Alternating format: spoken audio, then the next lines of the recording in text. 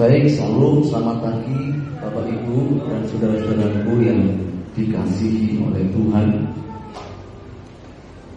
Tema yang akan kita pelajari pada siang ini adalah sabar dalam kesesakan.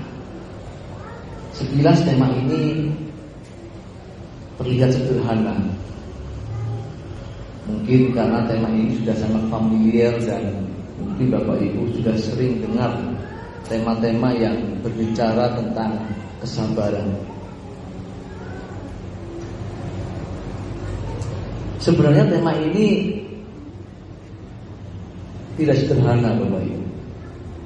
Tema ini sangat penting dan sangat berharga karena tema ini berkaitan dengan karakter kita Bapak Ibu. Pembahasan mengenai sabar dalam kesesakan. Kesesakan itu berbicara tentang kesempitan, bicara tentang kepicikan, kesukaran. Itu lingkupnya sangat luas, sangat luas sekali Bapak Ibu. Seperti bagaimana kita harus sabar ketika kita diperlakukan tidak adil. Itu gak mudah loh.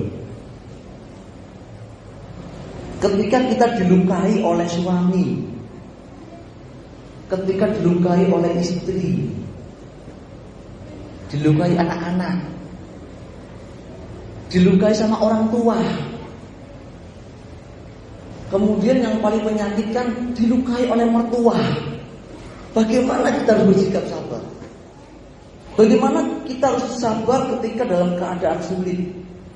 Hari ini tadi Pak Edi sudah menyampaikan sedikit kesaksian bahwa ekonomi hari ini begitu sulit, bukan hanya mengguncang satu keluarga, tetapi sedunia. Ya. Bagaimana kita harus menghadapi keadaan yang sulit? Bagaimana kita harus sabar? Bagaimana kita harus sabar menghadapi orang yang tidak mau mengalah? Makanya bicara tentang tema sabar dalam kesesakan itu lingkupnya sangat luas sekali Bapak Ibu. Dan banyak hal lain di mana kita harus bersikap sabar. Bersikap sabar. Oleh sebab itu, sabar dalam kesesakan itu bukan hal yang sederhana dan mudah. Dibutuhkan pemahaman yang lengkap, kebenaran firman Tuhan yang lengkap, kebenaran Allah yang memadai, agar kita dapat bersikap sabar dalam keadaan kesesakan. Seseorang yang tidak memahami kebenaran Allah dengan lengkap, dengan memadai, dengan utuh, pasti sikap kesabarannya menyimpang. Kelihatannya sabar, sebenarnya nggak sabar. Itu artinya kesabaran semu. Jadi kalau seseorang itu hidupnya itu isinya bukan kebenaran, kelihatannya kuat, kelihatannya sabar, tapi sebenarnya dia nggak sabar sebenarnya. Gitu. Nanti kita akan pelajari hal ini Bapak Ibu. Jadi kalau seseorang tidak memiliki kebenaran dalam hidupnya, orang seperti ini pasti memiliki kesabaran yang menyimpang, tidak tepat seperti yang dikehendaki oleh Allah Bapak Ibu. Pasti Bapak Ibu. Oleh sebab itu, tema ini diangkat oleh Bapak Gembala untuk disampaikan di tengah-tengah pertemuan kita pada pagi menjelang siang ini. Pertama saya mendapat tema ini dari Bapak Gembala. Ini tema sederhana gitu ya, saya santai. Santai. Tapi ketika saya pelajari tema ini, dalam banget ternyata. Dalam banget. Saya cari bahasa aslinya, saya cari arti kesesakan, arti kesabaran. Ternyata dalam banget. Dan saya melihat bahwa tema ini tema yang sungguh sangat berharga buat saya. Sebelum saya menyampaikan tema ini, Bapak Ibu perlu ketahui saya harus menghidupinya loh. Makanya saya seringkali ketika saya diberikan sebuah tema oleh gereja untuk menyampaikan pokok bahasan, saya tidak sekedar menyampaikan kemudian selesai pulang dengan tanpa beban. Saya harus menghidupi Bapak Ibu, supaya ketika saya menyampaikan di tengah-tengah pertemuan anak-anak Tuhan ini, saya sudah mengalaminya. Jangan sampai saya jago berbicara tapi tidak melakukan. Itu artinya apa Bapak Ibu? Gajah diblangkoni, isok kota ora isok ngelakoni. Jadi tema ini diangkat berharap supaya kita memiliki kesabaran yang sesuai dengan standar kebenaran Allah. Lucu ya? Lucu ya? Oke, kita akan melihat kata sabar dari Kamus Besar Bahasa Indonesia dan kata sabar dari Alkitab. Ya. Menurut Kamus Besar Bahasa Indonesia, Bapak Ibu, kata sabar itu adalah tahan menghadapi cobaan. Tahan menghadapi cobaan, tidak lekas marah, tidak lekas putus asa, tidak lekas patah hati. Tabah. Itu dalam Kamus Besar Bahasa Indonesia itu sabar itu tabah. Tenang. Tidak tergesa-gesa. Tidak terburu nafsu. Itu menurut Kamus Besar Bahasa Indonesia. Jadi kata sabar itu tahan menghadapi cobaan. Itu menurut Kamus Besar Bahasa Indonesia. Sedangkan di dalam Alkitab, kata sabar itu dalam bahasa Yunaninya itu makrotumia. Ketika saya melihat bahasa asli kata sabar dari makrotumia ini, ternyata artinya itu suffering waiting. Itu artinya menunggu dalam penderitaan. Makrotumia, menunggu, bertahan dalam penderitaan.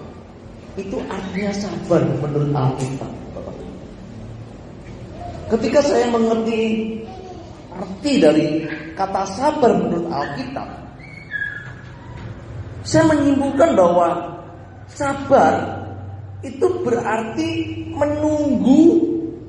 Menunggu itu enak apa enggak Bapak Ibu? Pekerjaan yang paling membosankan itu apa? Menunggu. Ketika saya melihat bahasa aslinya, menunggu dalam penderitaan. Menunggu. Waduh. Berarti sabar menunggu. Sabar bertahan. Yang paling gak enak ini, bertahan dalam penderitaan. Bapak Ibu, ini tema yang berharga. Tolong jangan lewatkan. Saya akan sampaikan tema ini pelan-pelan Bapak Ibu. Ya. Jadi sabar itu artinya menunggu atau bertahan dalam penderitaan. Sebenarnya Bapak Ibu, di situ ada kesempatan sebenarnya. Orang menunggu punya kesempatan ditinggal, kesempatan untuk nunggu kan terserah dia kan, betul kan? Namanya orang nunggu. Kalau datang punya pilihan, tak tinggal lah, bener? Atau tak tunggu 10 menit lagi, 5 menit lagi, ya terserah dia. Artinya keadaan ini Bapak Ibu, ada sebuah pilihan seseorang untuk bereaksi.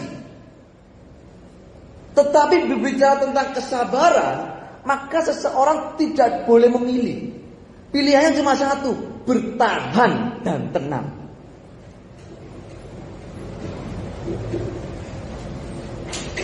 Seseorang yang sabar tidak boleh memiliki pilihan yang lain selain apa? Bertahan dan tenang. Ini bukan sikap yang mudah.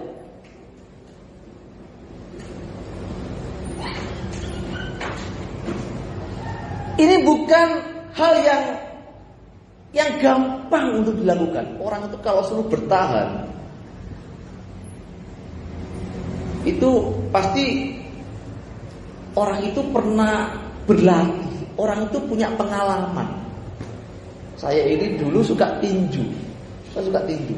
Jadi kalau ada tinju, saya nggak pernah tertinggal dari kelas ringan sampai kelas utama. Saya selalu lihat, saya suka tinju. Orang itu kalau sudah latihan tinju, itu ada latihan namanya bertahan. Bertahan menahan pukulan. Untuk bisa menahan pukulan, seorang atlet tinju itu fisiknya harus kuat. Kalau fisiknya nggak kuat, sekalipun dia bertahan, kalau dia nggak kuat, dia bisa jatuh. Makanya untuk bisa dia bertahan butuh latihan. Latihan fisik, siang harus lari, harus push up, squat jump, latihan fisik kuat. Berharap ketika dia tanding, dia bisa bertahan. Kenapa dia bertahan? Menunggu lawannya lemah. Itu tinju. Menunggu lawannya lemah. Jadi dia bertahan. Bertahan itu ternyata gak seperti apa yang kita bayangkan. Mudah. Ternyata tidak. Ternyata untuk bisa bertahan, seseorang itu butuh proses untuk latihan. Contohnya orang janjian. Saya misalnya janjian sama seseorang. Saya tahu orangnya ini kalau janjian pasti molor. Saya punya pengalaman, ya kan? Saya punya, jadi kalau janjian sama dia itu pasti nunggu. Jadi saya tahu perjalanan saya dengan dia, saya tahu. Dia itu kalau janjian pasti molor. Saya pasti nunggu. Coba bayangkan kalau janjian sama seseorang yang tidak pernah mengenal seseorang itu. Padahal dia kalau janjian selalu molor. Ditunggu, kok belum datang ya? Janjian jam 8, kok jam 8 belum datang ya? Tunggu lagi lah 3 menit, gak datang. Wah, mulai marah, betul gak? Mulai menggumel, mulai menggumam, betul gak? Kemudian 10 menit, 30 menit gak datang, ditinggal. Kenapa? Karena dia gak punya pengalaman dengan si orang yang membuat janji itu. Ternyata Bapak Ibu, ketika saya mencoba untuk merenungkan tentang kesabaran ini, orang yang bertahan itu pasti ada tahapannya. Ada proses untuk dapat memiliki sikap sabar ini Bapak Ibu. Contoh suami istri. Suami istri pertama kali menikah, saya jamin 5 tahun pernikahan pasti konflik. 5 tahun berjalan sudah mulai tahu, kamu tuh begini. Mulai sabarnya mulai dapat. Kenapa? Sudah tahu karakternya, sudah tahu sifatnya. Mulai sabar. Kenapa sabar? Ya saya sudah tahu dia. Jadi bicara tentang bertahan dan menunggu dalam penderitaan itu bukan hal yang mudah Bapak Ibu. Pasti ada tahapan atau proses untuk dapat memiliki sikap yang sabar ini Bapak Ibu. Dan Alkitab mengatakan ternyata Bapak Ibu, sabar itu merupakan salah satu dari buah roh. Kita buka yuk di dalam Galatia pasal 5 ayat 22 dan 23. Bapak Ibu perhatikan ya, saya bacakan dengan baik-baik ya. Galatia pasal 5 ayat 22 dan 23, demikian firman Tuhan. Tetapi buah roh ialah kasih. Kasih itu juga sabar.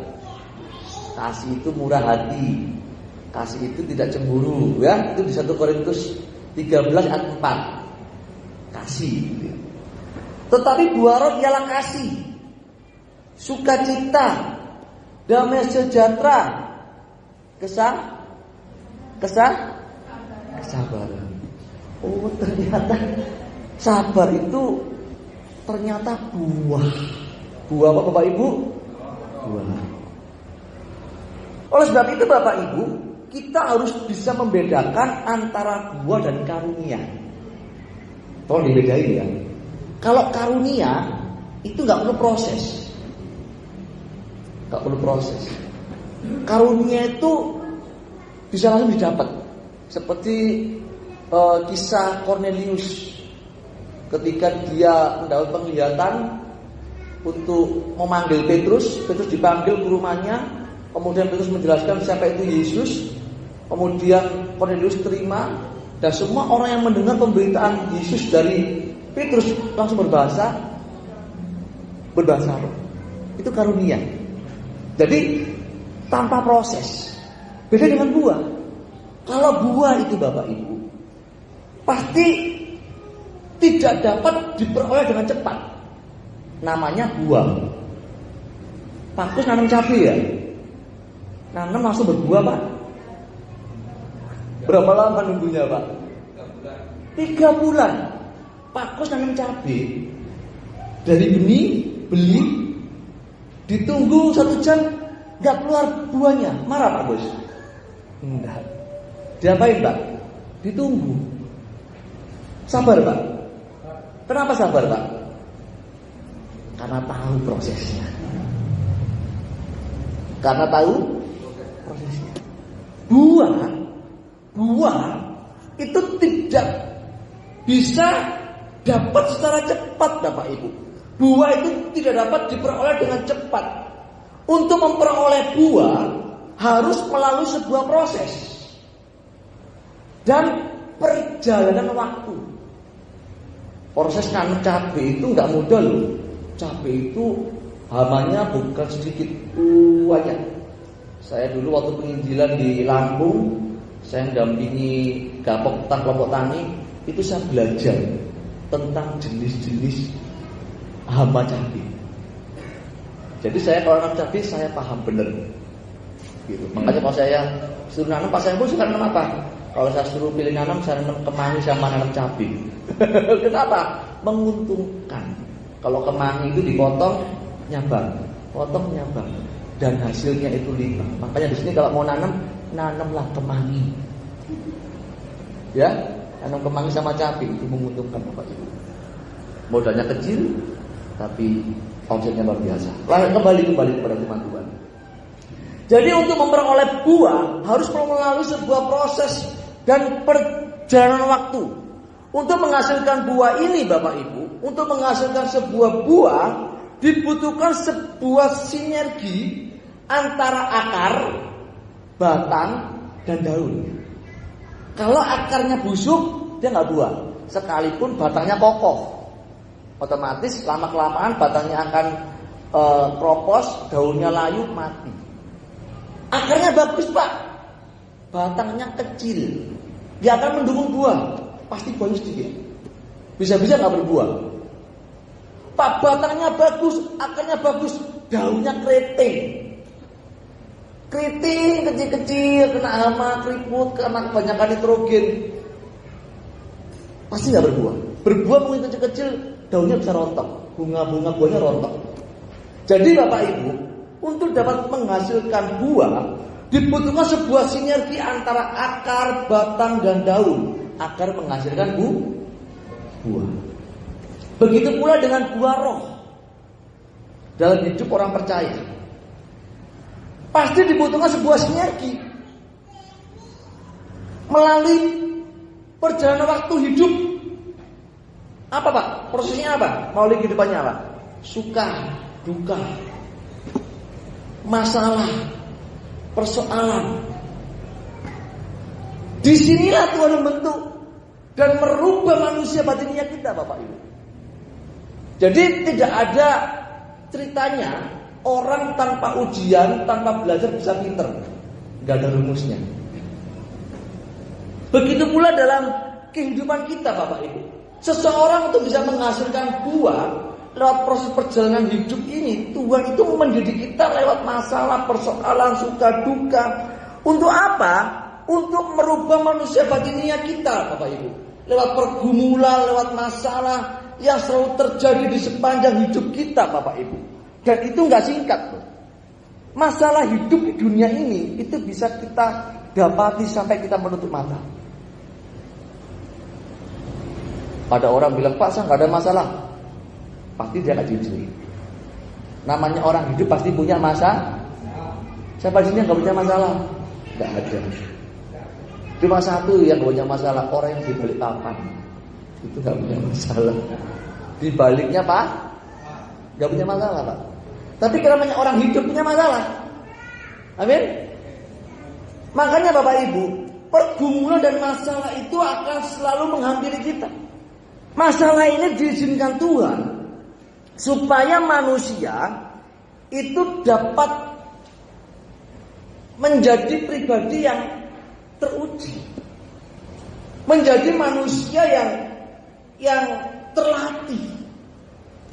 Bayangkan kalau manusia nggak pernah latihan, nggak pernah ujian, nggak pernah punya masalah. Bayangkan gini loh, paling mudah gini, Bapak Ibu kalau punya anak dimanja, disayang, ditimang-timang terus, pasti jadi anaknya nggak tangguh. Beda kalau sama anak yang dilatih, ayo belajar kora-kora, belajar cuci baju, belajar bersih, bangun tidur harus bersih. Itu beda. Ketika dia dewasa itu dia punya naluri tanggung jawab untuk bekerja. Beda sama anak kalau pengen senang anaknya dikasih duit, pokoknya ukurannya duit. Ketika dia dewasa, dia menjadi anak yang nggak biasa sorong. Itu pasti orang tuanya akan nyesel. Beda kalau anak diajari bahwa hidup itu perjuangan. Hidup itu nggak mudah. Jadi kalau kita ngajari anak kita demikian, maka dia ketika bertumbuh menjadi anak yang tangguh. Begitu pula kehidupan kita sebagai orang-orang percaya Bapak Ibu. Tuhan mengizinkan masalah pergumulan di sepanjang hidup kita yang begitu panjang itu. Tujuannya supaya kita berkembang, supaya kita cakap menghadapi setiap persoalan hidup Bapak Ibu. Karena bicara sabar itu Bapak Ibu, sabar itu bukan berhenti di satu titik. Sabar itu berkembang progresif. Sabar itu kayak tadi Bagus dulu, kalau Bagus nggak pernah tahu cara nanam cabai, nggak mungkin dia sabar nanam cabai. Ya, kalau saya lagi nunggu orang yang biasanya telat, kalau saya nggak tahu dia telatan, saya nggak mungkin sabar nunggu sampai dia datang. Betul? Kalau seorang tidak pernah berlatih fisik untuk bertahan dalam pertandingan tinju, dia akan jatuh dalam pertandingan. Begitu pula bicara sabar, itu bukan hal yang berhenti di satu titik, tetapi sebuah pergerakan yang terus naik. Dari sabar ketika dibohongin, ya lulus, dia nggak sakit hati. Sabar ketika dia harus dijelek-jelekan namanya, aku mulai sabar, nggak sakit hati. Sampai di satu titik dia sampai dihabiskan namanya di banyak orang, dia berkata sabar, gak penting gitu. Tetap sabar. Itu perlu latihan. Karena sabar itu berkembang. Nah, Bapak Ibu. Jadi untuk kita bisa memiliki kesabaran yang terus naik, terus bertumbuh, itu kita tidak boleh berhenti di satu persoalan. Bapak Ibu harus masuk ke dalam penggarapan. Kalau Bapak Ibu tidak masuk dalam penggarapan, mustahil punya kesabaran. Mustahil. Penggarapannya apa Bapak Ibu? Penggarapannya itu Tuhan akan izinkan masalah itu gak pernah berhenti.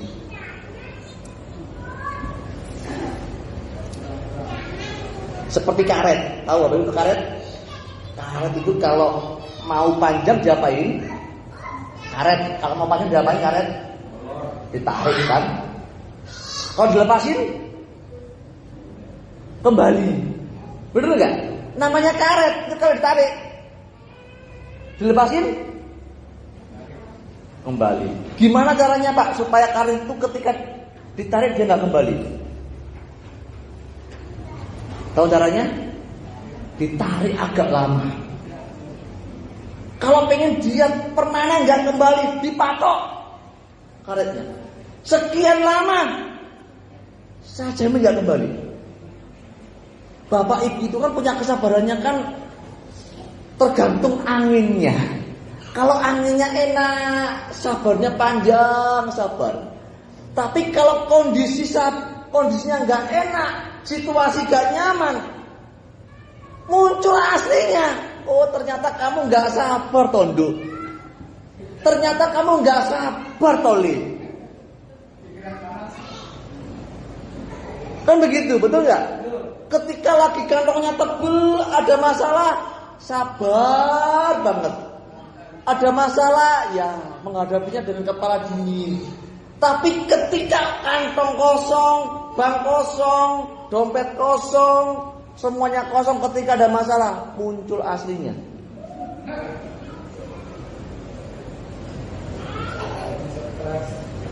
Pak, gimana Pak supaya saya nggak kembali Pak? Tadi saya katakan, karet itu harus ditarik. Kalau dibagainya capek dipegangin kan, dipatok. Tunggu seminggu, masih kembali, patok lagi setahun, masih kembali 5 tahun, masih kembali lagi 10 tahun. Begitu pula dengan kita Bapak Ibu. Kalau kita pengen punya kesabaran seperti Tuhan Yesus, panjang sabar, maka saya jamin Bapak Ibu, kalau Bapak Ibu sebagai anak-anak Allah, maka Bapak Ibu akan digarap oleh Allah sampai Bapak Ibu punya panjang sabar. Masalahku gak berhenti-berhenti, ya karena kamu belum sabar nak. Pak Pendeta doakan supaya masalah saya segera selesai. Nah, karena kamu belum sabar, maka masalahmu gak kunjung berhenti. Karena kalau kamu dilepasin dari masalah, kembali lagi nak.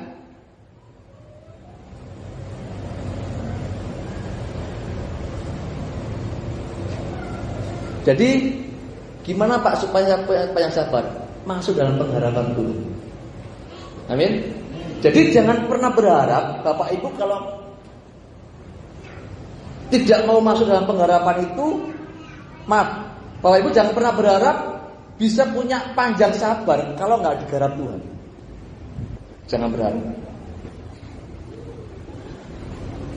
Jadi masalah pergumulan persoalan itu adalah Halo? Kurang keras ini, saya salah khotbahnya ini. Adalah berkat. Jadi persoalan dan masalah kita itu adalah Allah Tuhan. Supaya kita memiliki kesabaran seperti kesabaran Tuhan Yesus. Pergumulan dan masalah penderitaan yang kita alami itu karena Tuhan ingin supaya kita mengalami kemuliaan. Bapak Ibu, Alkitab sana tidak pernah mencatat begini loh, orang yang diberkati akan memperoleh kemuliaan. Gak pernah dapat ayat itu saya. Ayatnya malah bilang begini. Buka dalam Roma 8 ayat 18. Bilang begini, sebab aku yakin bahwa penderitaan zaman sekarang ini tidak dapat dibandingkan dengan kemuliaan yang akan dinyatakan kepada kita. Oh, ternyata Bapak Ibu, untuk dapat memperoleh kemuliaan, maka seseorang harus menderita. Satu ayat lagi Mbak, 2 Korintus 4 ayat 17.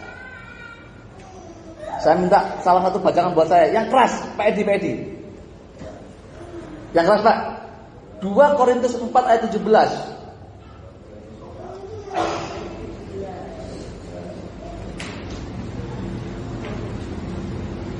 Sebab penderitaan ringan yang sekarang ini mengerjakan bagi kami kemuliaan kekal yang melebihi segala-galanya, jauh lebih besar daripada penderitaan kami. Katakan amin Bapak Ibu.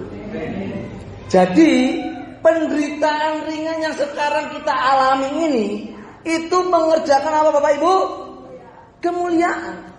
Jadi kalau Bapak Ibu mau memperoleh kemuliaan Tuhan, Bapak Ibu harus masuk ke dalam penggarapan Tuhan. Lewat penderitaan, masalah, pergumulan hidup, itu mendatangkan kemuliaan Bapak Ibu. Allah Bapa yang mengasihi kita ini, Allah Bapa yang mengasihi kita semuanya, itu hendak membentuk karakter kita. Salah satu karakter kita itu adalah sabar. Salah satu karakter itu sabar. Jadi jangan pernah berpikir kalau kita ini anak Tuhan akan terluput dari masalah. Itu saya sebetulnya agak sedih juga sih. Itu kan seringkali untuk mengenakkan telinga jemaat kan begitu kan. Kamu anak Tuhan pasti terluput dari masalah. Enggak Bapak Ibu. Kalau Bapak Ibu anak Tuhan pasti diproses. Tuhan itu tidak sibuk memberkati kita dengan uang, dengan harta, dengan kesenangan, enggak. Tuhan sibuk memperbaiki karakter kita.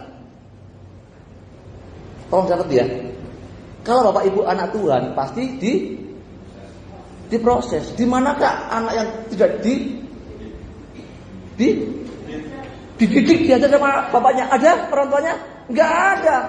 Kalau Bapak Ibu anak Tuhan, Bapak Ibu anak Allah, maka Bapak Ibu akan dididik. Jadi jangan pernah berpikir kalau kita anak Tuhan akan terluput dari masalah. Enggak. Kita akan dididik. Pak, kita kan anak Tuhan. Tetap nak, enggak ada bedanya. Kita akan tetap dididik. Pak, ini kan orang-orang bilang begini, lagi kondisi corona, wabah, yang lainnya resesi, kita resepsi. Kira-kira kita punya nurani enggak sih? Tetangga lagi berduka, kita pesta. Itu yang ngomong anak-anak Tuhan,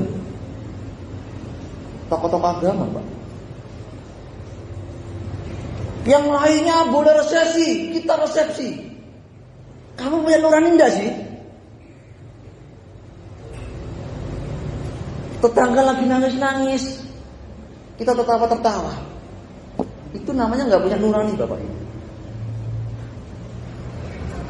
Kalau orang lain mengalami kesukaran, kita mengalami kemudahan. Semua itu untuk menunjukkan perbedaan kalau kita anak Tuhan. Itu seringkali muncul di telinga kita, benar apa benar? Ya, untuk menunjukkan perbedaan, Pak. Ya, namanya anak Tuhan pasti ada perbedaannya. Kalau dia susah, kita seneng. Tolong deh ya, itu ukurannya orang Israel. Saya sampaikan ya, itu ukurannya orang Israel terhadap orang Mesir. Dia bilang begini, aku akan mengadakan perbedaan antara kamu dengan bangsa Mesir. Itu perjalanan bangsa Israel ketika keluar dari Mesir. Ketika dalam penindasan, orang Israel itu tujuannya tanah Kanaan, fisik, makan minum. Umat perjanjian baru enggak. Kita itu tujuannya bukan Kanaan, tujuan kita langit baru, bumi yang baru. Orang Israel tujuannya itu bumi, kita tujuannya kekekalan. Beda. Tolong ya, kalau ada nasihat gitu, kita langsung beri nasihat sama yang nasihatin ya. Mari nasihatin. Pak, beda Pak. Perbedaannya itu bukan di situ Pak. Perbedaannya bukan di fisik. Perbedaannya itu di hati. Halo? Ya, perbedaannya di hati, bukan di fisik Bapak Ibu. Jadi kalau orang dunia itu kalau menghadapi masalah itu sutris. Apa namanya? Oh, stres atau sutris. Kalau orang dunia menghadapi masalah, stres. Dia mencoba untuk bereaksi yang tidak wajar. Tetapi anak-anak Tuhan yang ngerti kebenaran, ketika masalah datang, dia mengatakan begini, kamu harus bermegah. Loh, punya masalah kok malah bermegah toh? Kok kita harus malah bermegah? Bukan di dalam Roma 3, Roma pasal 5 ayat 3 dan 4. Jadi kalau orang benar, anak Tuhan, ketika punya masalah, dia malah bermegah. Malah Tuhan minta lagi masalahnya. Tuhan garap aku lagi sampai aku habis. Lagu yang tadi bilang, sampai habis daging dan jiwaku, habis lenyap. Sampai segitunya Bapak Ibu. Bapak Ibu bersedia apa enggak Bapak Ibu? Halo? Sampai habis lenyap. Ini bukan perkara yang mudah. Saya bacakan ya. Roma pasal 5 ayat 3 dan 4. Dan bukan hanya itu saja, kita malah bermegah juga dalam yang keras bersama-sama. 1, 2, 3. Dan bukan hanya itu saja, kita malah bermegah juga dalam kesengsaraan kita, karena kita tahu. Sebentar, karena kita tahu. Kalau kita nggak tahu kebenaran, kita akan berespon beda. Tetapi kita mengatakan karena kita tahu. Kenapa? bahwa kesengsaraan itu menimbulkan ketekunan, dan ketekunan itu menimbulkan, dan tahan uji itu menimbulkan. Oh, ini toh Pak jawabannya. Iya. Jadi Bapak Ibu, ketika keadaan sulit, keadaan susah, kita anak-anak Tuhan pun juga akan mengalami. Tetapi Bapak Ibu, ada perbedaannya. Kalau orang benar, itu ketika dia mendapat persoalan, masalah, dia semakin tahan uji, semakin kuat, gitu. Berbeda dengan orang fasik. Orang fasik itu nggak tahan uji. Ketika ada masalah dia terhempas. Baca di dalam Mazmur pasal 1, ya, itu orang fasik dan orang benar, itu baca. Seperti sekam orang fasik itu. Dia kalau ada masalah seperti angin terhempas. Beda sama orang benar. Orang benar itu orang masuk gereja, Pak? Enggak. Bukan orang dalam gereja. Orang yang isinya kebenaran. Banyak orang dalam gereja pun yang nggak ngerti kebenaran banyak. Setuju ya? Setuju ya? Makanya saya berharap di tempat ini, di gereja ini, Bapak Ibu menjadi orang-orang yang benar. Setuju ya? Ini firman Tuhannya ini sudah benar. Ini nggak ada yang bocor ini. Saya ini kalau khotbah harus ngajak istri. Supaya apa Pak? Supaya jadi saksi. Kalau saya ngomong ini benar. Saya nggak bocoi Bapak Ibu. Saya ngomong apa adanya. Saya kalau khotbah pasti ngajak anak saya duduk. Nah, duduk. Untuk apa Pak saya dulu? Supaya menjadi saksi. Kalau saya ngomong di sini, saya nggak buat-buat. Saya ngomong apa adanya. Orang benar itu tahan uji Bapak Ibu. Jadi masalah seperti apa yang disampaikan oleh Roma 5 ayat ini. Ayat ini dengan tegas mengatakan bahwa kita harus bermegah dengan pergumulan dan persoalan. Beda. Kalau orang fasik, orang dunia menghindari masalah. Bener? Enggak juga Pak. Orang Kristen itu juga loh. Suka datang ke pendeta ngapain? Pak doakan supaya masalah saya selesai. Bener apa bener? Bener ya Bu ya? Hah? Saya mendapati begitu banyak orang-orang yang masuk dalam gereja itu datang ke gembalanya cuma minta didoain supaya masalahnya selesai. Kalau orang dunia itu demikian Bapak Ibu. Orang-orang dunia, orang fasik menghindari masalah. Tetapi orang percaya harus bermegah dalam kesengsaraannya. Waduh, tepuk tangan buat Tuhan kita luar biasa. Tolong diperhatikan ya, kesengsaraan, penderitaan, pergumulan yang saya sampaikan ini itu pergumulan kesengsaraan karena kerajaan Tuhan loh ya. Bukan karena kedagingan kita. Saya punya masalah Pak. Kenapa? Ya karena saya suka ngasih istri belanja ke mall. Kalau saya nggak punya uang harus ngutang Pak. Terus ngutang nggak bayar Pak. Itu kesalahanmu. Itu masalahmu. Betul? Penghasilan 1 juta. Waduh. Hidupnya mewah. Ya nggak bisa. Cukupkan yang ada padamu. Jangan cari masalah. Masalah di sini adalah penderitaan kesengsaraan karena Tuhan, karena kengkalan. Jadi kalau Bapak Ibu konflik di rumah hanya karena uang, karena makanan, aduh, capek. Nggak perlu sebetulnya. Masalah ekonomi nggak perlu konflik. Yang perlu dikonflikkan itu masalah kekekalan, masalah kebenaran. Kalau istrinya hidupnya nggak benar juga berdosa, dimarahin. Suaminya dimarahin. Anaknya kalau nggak tekun dalam kebenaran, dimarahin. Itu boleh. Tapi kalau masalah makan minum, usaha dong. Ya, cari peluang apa yang bisa dikerjain. Setuju ya? Setuju ya? Kita di situ bisa bermegah.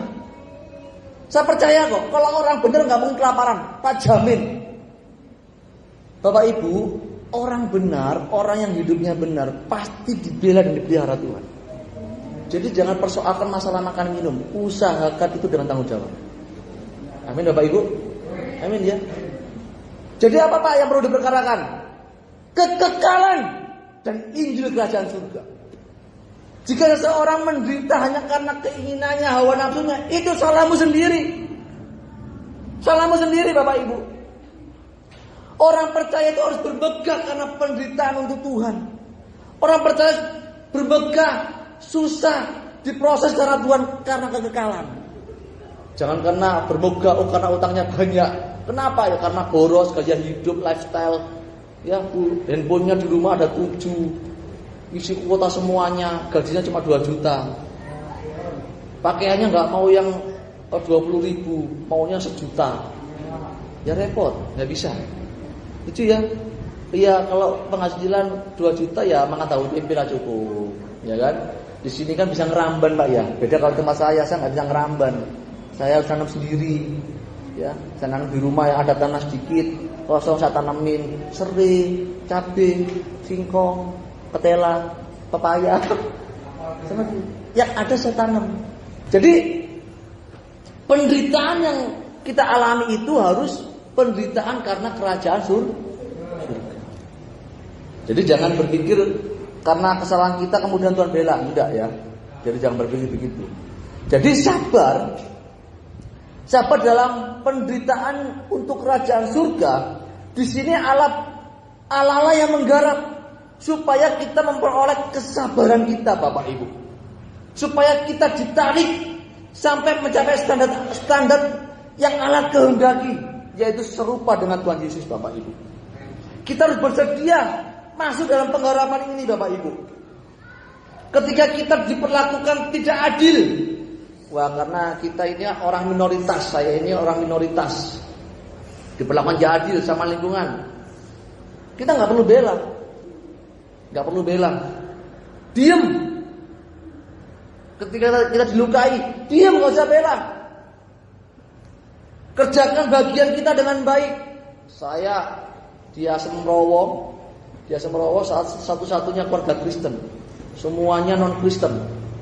Jadi keluarga kita ini minoritas dan satu-satunya orang Kristen.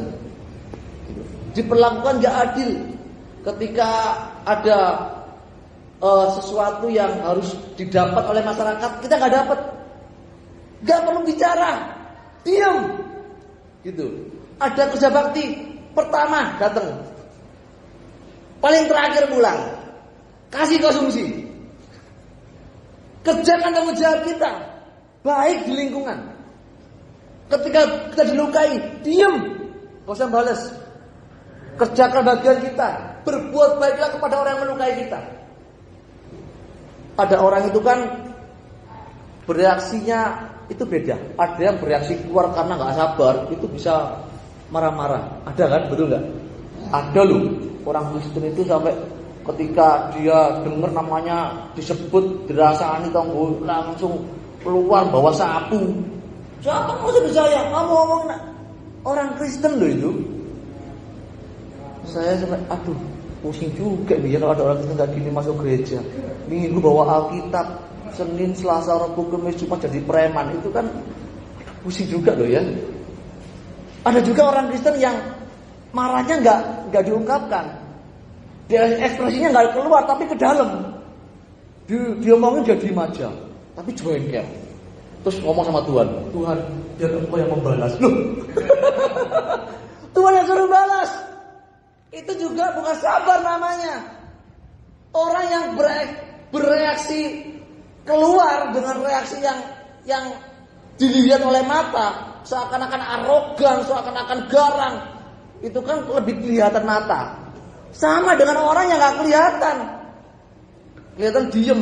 Wah, dilukai dia diem, tapi jengkel hatinya. Awas ya, tak doakan kamu celaka di jalan. Loh, itu sama aja dengan gak sabar. Yang paling sedih itu begini orang Kristen itu, ketika disakiti, ketika diperlakukan gak adil, ketika mendapat persoalan dari orang lain, gini doanya, Tuhan, hamba-Mu gak mampu membalas, biar Engkau yang membalas Tuhan. Hamba-Mu tangannya kurang panjang untuk membalas, biar tangan-Mu yang panjang yang membalas. Benar begitu Bapak Ibu? Bapak Ibu, itu namanya juga tidak sabar. Namanya orang sabar, ya. Artinya orang sabar itu dalam segala keadaan, baik keadaan itu sulit, sukar, menderita, ya, dia tetap bertahan. Setelah Bapak Ibu bertahan, diem, nggak perlu melawan, tapi tetap mengerjakan tanggung jawab dan bersikap baik. Amin ya Bapak Ibu. Amin ya. Jadi nggak perlu bereaksi. Jadi kalau ada yang menyarankan kalau kamu disakiti biar Tuhan yang membalas, itu bukan nasihat yang baik. Jangan bilang Tuhan ampuni dia. Itu artinya kita menyalahkan dia. Bilang aja Tuhan karena dia tidak tahu apa yang dia perbuat. Sampai di sini Bapak Ibu, paham? Jadi ayo pada pagi menjelang siang ini kita miliki kesabaran yang panjang sabar. Ketika ada masalah kita harus bermegah. Tuhan terima kasih buat masalah yang kau izinkan dalam hidup hamba-Mu. Hamba-Mu akan berjuang supaya dapat melalui masalah ini dan hamba boleh tampil dengan kemenangan. Gitu ya.